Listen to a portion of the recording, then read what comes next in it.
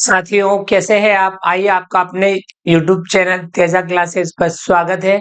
साथियों, आज की क्लास में हम समझेंगे समास एवं समास के प्रकार।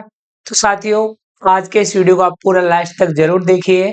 आज के इस वीडियो में हम समास वाले टॉपिक को उदाहरणों सहित अच्छे से समझने का प्रयास करेंगे। तो हम क्लास में समझेंगे हिंदी व्याकरण, समास एवं समास के प्रकार, जिसमें समास के प्रकार अव्ययी भाव समास, तत्पुरुष समास, कर्मधारय समास, द्विगु समास, द्वंद्व समास, बहुब्रीहि समास।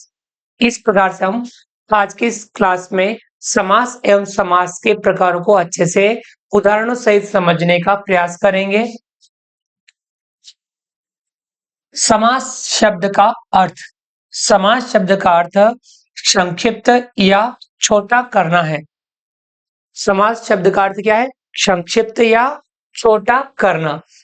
दो या दो से अधिक शब्दों के मेल या संयोग को समास कहते हैं। इस मेल में विभक्ति चिन्हों का लोप हो जाता है। यानी हम जब भी समास करते हैं यानी विभक्ति चिन्हों का लोप हो जाता है। भाषा में संक्षिप्तता बहुत ही आवश्यक होती है और समास इसमें सहायक होते हैं।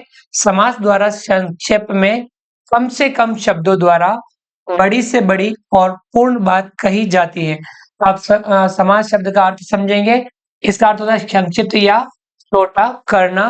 दो या दो से अधिक शब्दों के मेल या संयोग को समास कहते हैं। इस मेल में विभक्ति चिन्हों का लोप हो जाता है। भाषा में संक्षिप्तता बहुत ही आवश्यक होती है और समास इसमें सहायक होते हैं। समास द्वारा संक्षेप में कम से कम शब्दों द्वारा बड़ी से बड़ी और पूर्ण बात कही जाती है। कम शब्दों द्वारा बड़ी बात कहना या पूर्ण बात कहना, ये होता है समास। समास का उद्भव ही समान अर्थ को कम से कम शब्द में करने की प्रवृत्ति के कारण हुआ है। यानी समास का उद्भव क्यों हुआ? समान अर्थ को कम से कम शब्द में करने की प्रवृत्ति के कारण समास शब्द का उद्भव हुआ, यानी समास का उद्भव हुआ। जैसे आप देख सकते हैं उदाहरण, दिन और रात। इसमें तीन शब्दों के प्रयोग के स्थान पर दिन, रात एक समस्त शब्द किया जा सकता है।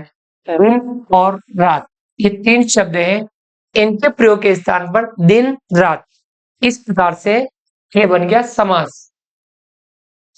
इस प्रकार दो या दो से अधिक शब्दों के मेल से विभक्ति चिन्हों के लोप के कारण जो नवीन शब्द बनते हैं उन्हें सामासिक या समस्त पद कहते हैं। यानी दो या दो से अधिक शब्दों के मेल से विभक्ति चिन्हों के लोप के कारण जो नवीन शब्द बनते हैं उन्हें सामासिक या समस्त पद कहते हैं। आइए हम इसको और विस्तार से समझने का प्रयास करते हैं। सामासिक शब्दों का संबंध व्यक्त करने वाले विभक्ति चिन्हों आदि के साथ प्रकट करने अथवा लिखने वाली रीति को विग्रह कहते हैं। जैसे धन संपन्न, ये एक समस्त पद है। धन संपन्न, इस शब्द का विग्रह होगा धन से संपन्न। आ गया समझ में? ये विग्रह है, जिसको हम समास विग्रह भी कह सकते हैं। धन संपन्न ये समस्त पद है या सामासिक पद है। इस पद का विग्रह होगा धन से संपन्न। इसी प्रकार से रसोई घर ये समस्त पद है और इस रसोई घर का विग्रह होगा रसोई के लिए घर। रसोई घर सामासिक पद या समस्त पद है और उसका समास विग्रह होगा रसोई के लिए घर। समस्त पद में मुख्यतः दो पद होते हैं। समस्त पद में कितने पद होते हैं? मुख्यतः दो पद होते हैं, पूर्व पद व उत्तर पद। पहले वाले पद को पूर्व पद वह दूसरे पद को उत्तर पद कहते हैं। पहले वाले पद को पूर्व पद और दूसरे पद को उत्तर पद कहते हैं। यानी समस्त पद में दो पद होते हैं, मुख्यतः पूर्व पद व उत्तर पद। तो जो पहले वाला पद है उसको पूर्व पद और जो बाद वाला यानी दूसरा पद है उसे हम उत्तर पद कहते हैं। इस प्रकार देख सकते हैं आप, यह है समस्त पद, इसमें पूर्व पद और उत्तर पद और इसका समास विग्रह। पूजागर, इसका पूर्व पद है पूजा, उत्तर पद है घर, समास विग्रह होगा पूजा के लिए घर। माता पिता, इसमें पूर्व पद यानी जो पहले है माता, उत्तर पद है पिता और इसका समास विग्रह होगा माता और पिता। इसी प्रकार से नवरत्न, नव रत्न, पूर्व पद नव, उत्तर पद रत्न और इसका समास विग्रह होगा नौ रत्नों का समूह। हस्तगत, इसका पूर्व पद है हस्त, उत्तर पद है गत और इसका समास विग्रह होगा हस्त में गया हुआ। तो इस प्रकार से आप समस्त पद, पूर्व पद और उत्तर पद आप समस्त पद में से आप पहचान कर सकते हैं और उसका समास विग्रह कर सकते हैं। आइए हम आगे बढ़ते हैं और पढ़ते हैं समास के भेद। मुख्यतः समास के चार भेद होते हैं। मुख्यतः समास के कितने भेद होते हैं? चार भेद होते हैं। जिन दो शब्दों में समास होता है उनकी प्रधानता अथवा अप्रधानता के विभागत्व पर ये भेद किए गए हैं। ये जो भेद मुख्यतः चार भेद किसके आधार पर किए गए हैं? जिन दो शब्दों में समास होता है उनकी प्रधानता अथवा अप्रधानता के विभागत पर के भेद किए गए हैं। जिस समास में पहला शब्द प्राय प्रधान होता है उसे अव्ययभाव समास कहते हैं। जिन समास में पहला पद प्रधान होता है, प्राय पहला पद जिसमें प्रधान हो वो होता है अव्ययभाव समास। जिस समास में दूसरा शब्द प्रधान रहता है उसे तत्पुरुष समास कहते हैं। दूसरा शब्द प्रधान होता है उसमें तत्पुरुष समास कहते हैं। जिसमें दोनों शब्द प्रधान होते हैं वह द्वंद्व समास कहलाता है। और जिसमें कोई भी पद प्रधान नहीं होता उसे बहुब्रीहि समास कहते हैं। तत्पुरुष के पुनः दो अतिरिक्त किंतु स्वतंत्र भेद स्वीकार किए गए हैं। जो तत्पुरुष समास है, तत्पुरुष समास के ये तो हो गए मुख्य चार प्रकार के समास यानी चार भेद। और तत्पुरुष समास के उतने दो भेद किए हुए हैं। तत्पुरुष के पुनः दो अतिरिक्त किंतु स्वतंत्र भेद, ये भी भेद कौन से हैं? स्वतंत्र भेद स्वीकार किए गए हैं। कर्मधारय समास एवं द्विगु समास। तो ये तत्पुरुष के दो अतिरिक्त स्वतंत्र भेद किए हैं, कर्मधारय समास एवं द्विगु समास। इस प्रकार से समास के कितने भेद हो गए? समास के 6 भेद हो गए। अव्ययभाव समास, तत्पुरुष समास, द्वंद्व समास, बहुब्रीहि समास, कर्मधारय समास, द्विगु समास। तो विवेचना की सुविधा के लिए हम समास का निम्न 6 प्रकारों के अंतर्गत अध्ययन करेंगे। यानी हम समास के ये जो 6 प्रकार बता रखे हैं इनका हम आज की इस क्लास में उदाहरणों सहित अच्छे से अध्ययन करेंगे, समझेंगे। तो बढ़ते हैं आगे और समझते हैं समास के भेद या समास के प्रकार में पहला प्रकार अव्ययभाव समास। इस समास में परिवर्तनशीलता का भाव होता है। क्या होता है? परिवर्तनशीलता का भाव होता है और उस अव्यय पद का रूप लिंग, वचन, कारक में नहीं बदलता, वह सदैव एक सा रहता है। इसमें पहला पद प्रधान होता है। पहला पद प्रधान होता है, वह अव्ययभाव समास है। इसके उदाहरण हम समझ लेते हैं। यह समस्त पद और समास विग्रह। समस्त पद, समास विग्रह। यथाशक्ति, शक्ति अनुसार, यथा समय, समय के अनुसार, प्रति क्षण, हर क्षण।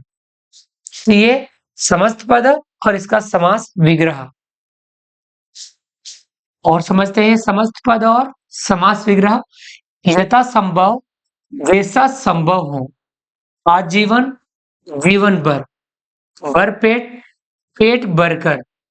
आजन्म, जन्म से लेकर। आमरण, मरण तक। प्रतिदिन, हर दिन। बेखबर, बिना खबर के। तो ये इस प्रकार से समस्त पद और इसका समास विग्रह। इसमें कुछ अपवाद भी हैं। हिंदी के कई ऐसे समस्त पद जिनमें कोई शब्द अव्यय नहीं होता, परंतु समस्त पद अव्यय की तरह प्रयुक्त होता है, वहां भी अव्यय भाव समास माना जाता है। जैसे घर घर, घर के बाद घर। रातों रात, रात ही रात में। ये भी अव्यय भाव समास माने जाते हैं। समास का दूसरा प्रकार तत्पुरुष समास। इस समास में पहला पद गौण व दूसरा पद प्रधान होता है। कौन सा पद प्रधान होता है? दूसरा पद प्रधान होता है। किसमें? पुरुष समास में। इसमें कारक के विभक्ति चिन्हों का लोप हो जाता है। कर्ता व संबोधन कारक को छोड़कर, कर्ता व संबोधन कारक को छोड़ करके विभक्ति चिन्हों का लोप हो जाता है। इसलिए हे कारकों के आधार पर इस समास के भी 6 भेद किए गए हैं। तत्पुरुष समास के कितने भेद किए गए? पुनः 6 भेद किए गए हैं। इसमें क वाला भेद है कर्म तत्पुरुष समास। इसमें को विभक्ति चिन्हों का लोप होता है। समस्त पद और समास विग्रह। ग्रामगत, ग्राम को गया हुआ। पद प्राप्त, पद को प्राप्त। सर्वप्रिय, सर्व को प्रिय। यश प्राप्त, यश को प्राप्त। शरणागत, शरण को आया हुआ। सर्वप्रिय, सभी को प्रिय। ये इस प्रकार से कर्म तत्पुरुष समास जिसमें को विभक्ति चिन्हों का लोप होता है। इसमें अगला है ख, करण तत्पुरुष समास। से चिन्ह का लोप होता है। करण तत्पुरुष समास में से चिन्ह का लोप होता है। समस्त पद और समास विग्रह। भाव पूर्ण, भाव से पूर्ण। बाणाहत, बाण से आहत। हस्तलिखित, हस्त से लिखित। बाढ़ पीड़ित, बाढ़ से पीड़ित। आया समझ में ये वाला? करण तत्पुरुष समास। अगला है इसमें ग, संप्रदान तत्पुरुष समास। इसमें के लिए चिन्ह का लोप होता है। समस्त पद और समास विग्रह जिसमें हम देखेंगे गुरु दक्षिणा, गुरु के लिए दक्षिणा। राह खर्च, राह के लिए खर्च। बालामृत, बालकों के लिए अमृत। युद्ध भूमि, युद्ध के लिए भूमि। विद्यालय, विद्या के लिए आलय। ये है संप्रदान तत्पुरुष समास जिसमें के लिए चिन्ह का लोप होता है। अगला है इसमें ग, अपादान तत्पुरुष समास। इसमें से पृथक या अलग के लिए चिन्ह का लोप होता है। समस्त पद और समास विग्रह। देश निकाला, देश से निकाला यानी अलग होना। बंधन मुक्त, बंधन से मुक्त। पथ भ्रष्ट, पथ से भ्रष्ट। ऋण मुक्त, ऋण से मुक्त। तो ये है अपादान तत्पुरुष समास। अगला है अंग, संबंध तत्पुरुष समास। का, के चिन्हों का लोप। इसमें का, के चिन्हों का लोप होता है। समस्त पद और समास विग्रह। इसमें गंगा जल, गंगा का जल। नगर सेठ, नगर का सेठ। राजमाता, राजा की माता। जलधारा, जल की धारा। मतदाता, मत का दाता। ये है संबंध तत्पुरुष समास। अगला है च, अधिकरण तत्पुरुष समास। इसमें में, पर चिन्हों का लोप। इसमें में, पर चिन्हों का लोप होता है। इसमें समस्त पद है और समास विग्रह है। देखिए, जलमग्न, जल में मग्न। आप बीती, आप पर बीती। सिर दर्द, सिर में दर्द। घुड़सवार, घोड़े पर सवार। तो ये है अधिकरण तत्पुरुष समास।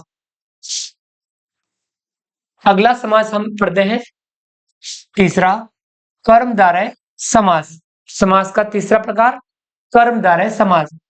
इस समास के पहले तथा दूसरे पद में विशेषण, विशेष्य अथवा उपमान, उपमेय का संबंध होता है। पहले तथा दूसरे पद में विशेषण, विशेष्य अथवा उपमान, उपमेय का संबंध होता है।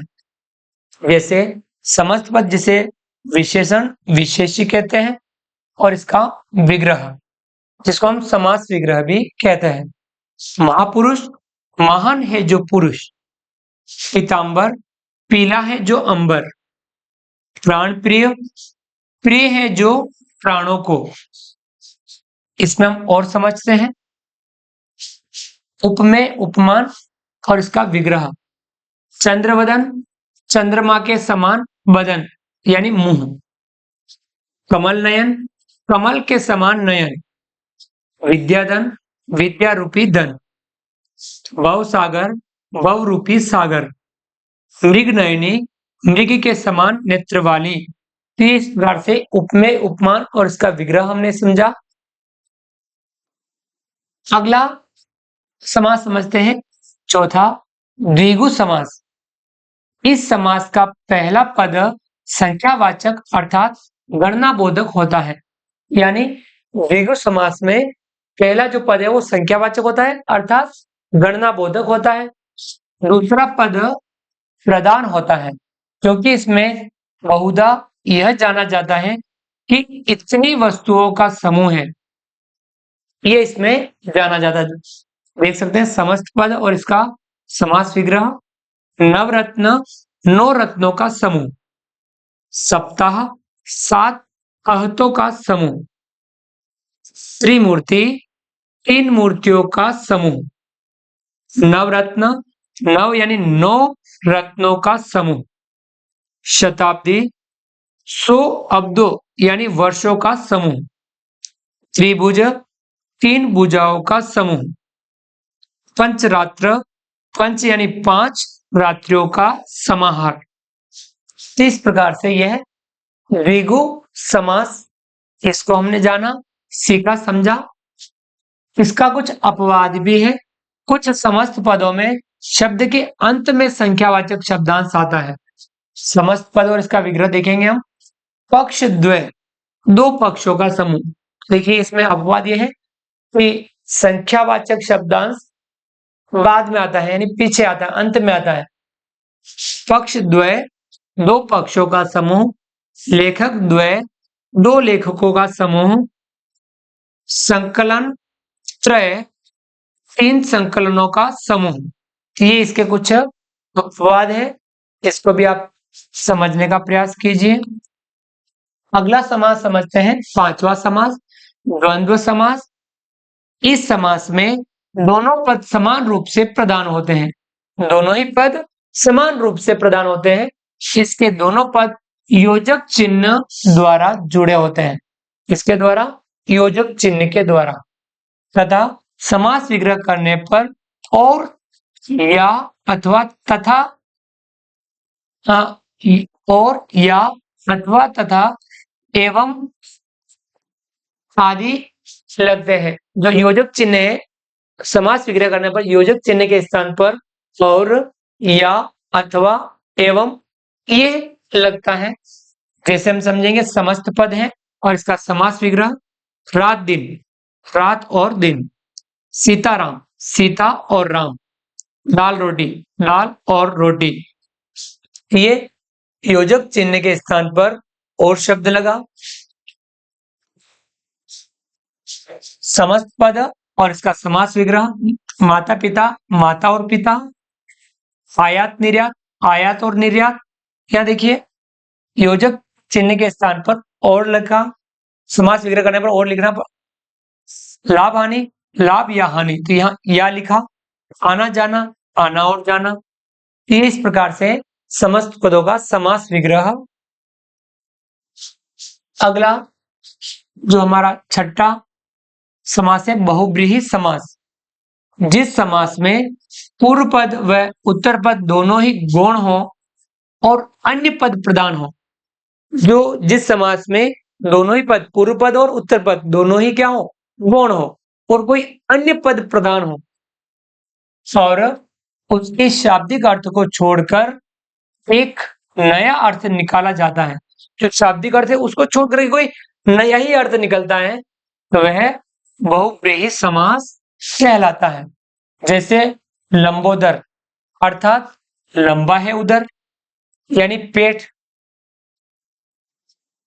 लंबोदर अर्थात लंबा है उदर पेट, जिसका दोनों पदों का अर्थ प्रदान न होकर अन्यार्थ, यानी इसका अर्थ क्या होता है, लंबा है उदर, लंबा है उदर जिसका, तो वो कौन है, गणेश। तो ये गणेश के लिए कहा गया है लंबोदर। तो यानी इसमें लंबो और उदर, लंबा और उदर दोनों ही शब्द प्रधान नहीं है, कोई तीसरा ही अर्थ निकल रहा है इसका, गणेश। तो ये इस प्रकार का जब भी समास आए वह होता है बहुब्रीहि समास। समस्त पद और समास विग्रह, घनश्याम, गण जैसा श्याम अर्थात कृष्ण। नीलकंठ, नीला कंठ है जिसका अर्थात शिव। दशानन, 10 आनन है जिसके अर्थात रावण। गजानन, गज के समान आनन वाला अर्थात गणेश। इस प्रकार से कोई अन्य अर्थ निकल रहा है, अन्य अर्थ इसमें प्रधान है। तो ये बहुब्रीहि समास है। इसमें हम और समझते हैं समस्त पद और समास विग्रह। त्रिलोचन, 3 है लोचन जिसके अर्थात शिव। हंस वाहिनी, हंस है वाहन जिसका अर्थात सरस्वती।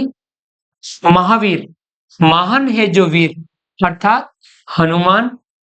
दिगंबर, निशाई है अंबर जिसका अर्थात शिव। चतुर्भुज, 4 भुजाएं हैं जिसके अर्थात विष्णु। तो यहाँ प्राय यह देखा जाता है कि कुछ समासों में कुछ विशेषताएं समान पाई जाती है, लेकिन फिर भी उनमें मौलिक अंतर होता है। समान प्रतीत होने वाले समासों के अंतर को वाक्य में भिन्न प्रयोग के कारण समझा जा सकता है। कुछ शब्दों में 2 अलग-अलग समासों की विशेषताएं दिखाई पड़ती है। देखिए हम इसमें समझते हैं। कर्मधारय समास और बहुब्रीहि समास में अंतर। तो देखिए कर्मधारय समास और बहुब्रीहि समास में अंतर क्या है।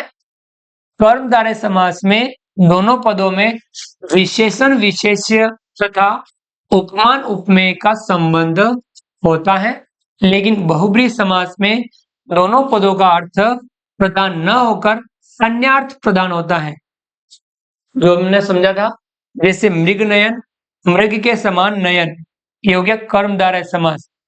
तथा नीलकंठ, वह जिसका कंठ नीला है, यानी शिव। अन्यार्थ लिया गया है कि ये बहुब्रीहि समास है। तो मृग नयन, मृग के समान नयन, ये इस प्रकार से कर्मधारय समास है। और नीलकंठ, वह जिसका कंठ नीला है, तो यहाँ आया शिव, तो ये बहुब्रीहि समास। बहुब्रीहि समास और द्विगु समास में अंतर। द्विगु समास में पहला पद संख्यावाचक होता है और समस्त पद समूह का बोध कराता है, लेकिन बहुब्रीहि समास में पहला पद संख्यावाचक होने पर भी समस्त पद से समूह का बोध न होकर अन्य अर्थ का बोध कराता है। जैसे चौराहा अर्थात 4 राहों का समूह, ये हो गया द्विगु समास। और चतुर्भुज, यहाँ संख्यावाचक होते हुए भी चार है भुजाएं जिसके, यानी विष्णु या अन्यार्थ विष्णु शब्द का प्रयोग किया गया है। तो यह है बहुब्रीहि समास। इस प्रकार से द्विगु और बहुब्रीहि समास में भी अंतर होता है, इसे भी हमें समझना है। अगला है संधि और समास में अंतर। संधि और समास में भी अंतर होता है। संधि में दो वर्णों या ध्वनियों का मेल होता है। पहले शब्द की अंतिम ध्वनि और दूसरे शब्द की प्रारंभिक ध्वनि में परिवर्तन आ जाता है, तो वो होता है संधि। जैसे लंबोदर, इसमें लंबा शब्द की अंतिम ध्वनि आ और उदर, उदर शब्द की आरंभिक ध्वनि उ, यानी आ और उ में मेल से ओ ध्वनि में परिवर्तन हो जाता है। आ और उ दो ध्वनियों का मेल हुआ और दोनों ध्वनियों के स्थान पर कौन सा ध्वनि आ गई? ओ। आ और उ के मेल से ओ ध्वनि यहां परिवर्तन हो जाती है। इस प्रकार संधि में दो या दो से अधिक शब्दों की कमी न होकर ध्वनियों का मेल होता है। इसमें क्या होता है? ध्वनियों का मेल संधि में। किंतु समास में लंबोदर यदि समास में प्रयोग किया जाता है, लंबोदर का अर्थ लंबा है उधर जिसका शब्द समूह बनता है। अतः समास में मूलतः शब्दों का योग होता है। समास में शब्दों का योग होता है और संधि में ध्वनियों का मेल होता है। ध्वनियों के मेल से नई ध्वनि उत्पन्न होती है, परिवर्तित होती है, जिसका उद्देश्य पद में संक्षिप्तता लाना है। यानी समास में समास का अर्थ है संक्षिप्तता लाना और संधि में क्या होता है? ध्वनियों का मेल होता है।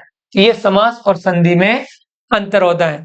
तो इस प्रकार से हमने आज की क्लास में समास को पूरा अच्छे से समझने का प्रयास किया। पूरा ही समास एवं समास के भेद हमने सीखे उदाहरणों सहित, और हमने इस प्रकार से समास वाले टॉपिक को अच्छे से समझने का प्रयास किया। आपने वीडियो को लास्ट तक देखा, इसके लिए आपको बहुत बहुत थैंक्स कि आपने वीडियो को लास्ट तक देखा और हमने इस वीडियो में पूरा समास समझाने का प्रयास किया। आप भी समास का अच्छे से अभ्यास कीजिए। उम्मीद करता हूं कि वीडियो पसंद आया होगा। वीडियो को लाइक कीजिए, चैनल को सब्सक्राइब कीजिए और अधिक से अधिक साथियों तक वीडियो शेयर जरूर कीजिए। मिलते हैं अगली क्लास में नए वीडियो नए कंटेंट के साथ में। तब तक के लिए थैंक यू, धन्यवाद, जय हिंद, जय भारत। आपका दिन शुभ रहे। Thank you.